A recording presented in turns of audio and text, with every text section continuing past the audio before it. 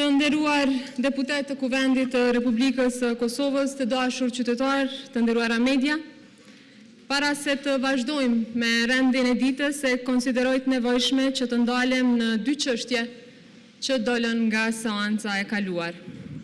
Së pari, si që keni parë të gjithë, në seancën e kaluar, kam ndërhyrë ndaj fjalës së deputetit Geci, sepse ajo deklarat ishte e rëndë, ishte përqarse dhe papranueshme.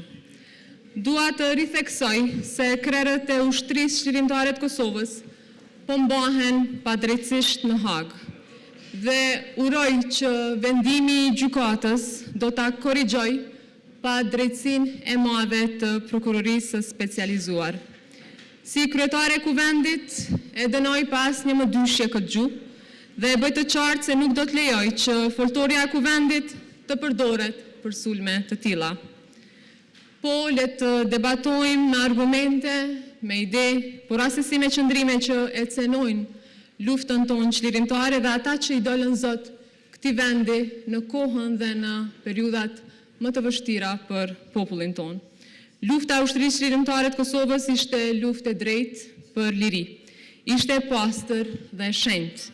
Çdo tentim për ta zbehur apo për ta njollosur, atë është i papranueshëm nga kushdo që bëhet dhe kudo që bëhet.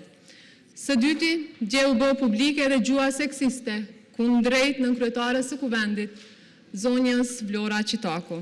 Të nderuar deputet të këtij kuvendi. Kuvendi i Kosovës nuk është dhe nuk do të bëhet kurrë arenë e sulmeve gjinore. Gjua seksiste dhe poshtruese ndaj graven politik, por edhe ndaj çdo vajze dhe gruaje në shoqërinë tonë është e papranueshme, është e turpshme. Asnjëherë nuk do të hesht përballë kësaj gjue dhe nuk do të lejoj që ajo të normalizohet në Kuvendin e Republikës së Kosovës. Deputetët në këtë sallë janë përfaqësuese të zgjedhura të qytetarëve. Kushdo që i nënçmon ato, e nënçmon drejt për drejt edhe votën e qytetarëve të Republikës së Kosovës. Kush ka argumente, le t'i paraqes ato. Kush ka mos pajtime, le t'i shpreh hapur mos pajtimet. Por fyerja, paragjykimi dhe nënçmimi nuk janë debat dhe ato nuk do të tolerohen asnjëherë.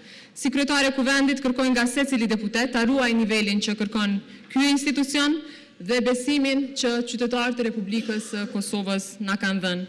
U bëj thirrje të gjithëve që ta ruani dinjitetin e kësaj salle dhe të gjithë bashk të dëshmojmë se jemi përfaqësues të denj të interesave të qytetarëve. Ju falemnderit.